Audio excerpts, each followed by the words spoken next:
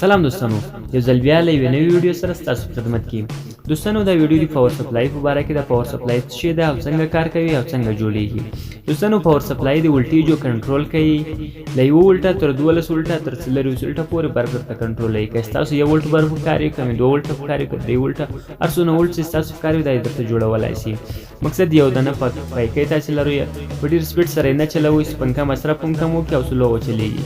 تاسو پاور سپلای ته ضرورت لرئ په 3 ولټه یا 4 ولټه یا 5 ولټه، 6 ولټه، 8 ولټه، هر څو ولټه چې غواړئ ورته درولی شئ او هغه پنکه به ستاسو په اندازه چې تاسو څنګه غواړئ په هغه رقم ته به چلېږي. درته یو موبایل ورته تړلی شي چارج یې کوي، یوه بیټرۍ ورته تړلی شي ورباندې چارج یې کوي. نو پاور سپلای د ډېرو شیانو لپاره کارول کېږي. دوستانو د پاور سپلای جوړښت په دې رقم سره شوی ده. دا د پاور سپلای معلومات درکوي تاسو ته. اول 2 لاینونه چې وتړل شي سپین او سور، دغه د ولټیجو ورکول دي، یعنې دلته چې برق ورکوئ، که 24 ولټه برق ورکوئ، که 12 ولټه برق ورکوئ، په دې لار باندې برق ورکول کېږي. او کوم پاور سپلای چې موږ په بازار کې اخلو هغه د ژوندي برق دی، له 220 برق چې چلېږي.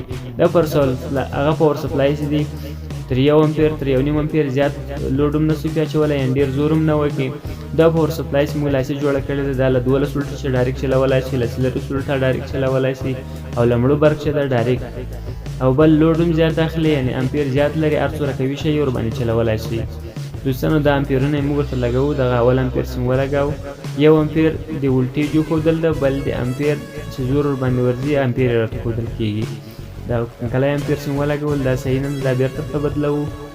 نورې ویډیو تاسو ته ښکاري چې څنګه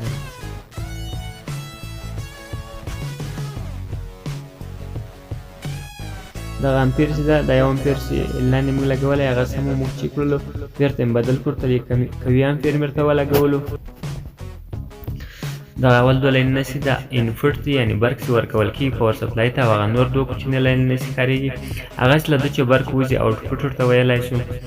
دا د بیټرۍ برق دی چې موږ یې ورکوو او پاور سپلای ورباندې سټارټېږي. پاور سپلای دا والیم چې لري دغه درجې چې ورکړی ښکته پورته کېږي. دلته سټارټ هم ورکړی دی، سوچ هم دلته لري، یعنې سوچ بټن هم په دې والیم کې لري چې کله یې شاته پل راولو هغه بنده شي، پاور برق ورباندې کټ کړي.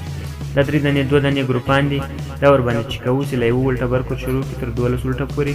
موږ اوس 12 ولټه برق دې پاور سپلای ته ورکړی ده. دا رقم ته کار کوي. که یې سلو غواړئ سلو یې لګوي، که یې تیز غواړئ تیز یې لګوي. نور نو په تاسو پورې اړه لري. که یې تیز غواړئ چې تیز ولګېږي هغه تیز زیات برق مصرفوي، که یې سلو لګوئ بیا هغه کم برق مصرفوي. نور دوستانو که په چینل کې نوي یاستئ چینل مو نه سبسکرایب کړی، مهرباني وکړئ چینل سره سبسکرایب کړئ، ګنټې بټن چې د هغه سره آل کړئ. زه به هر وخت ستاسو لپاره داسې ښایسته ښایسته ویډیوګانې راوړم. الله مې مل شه، خدای پامان.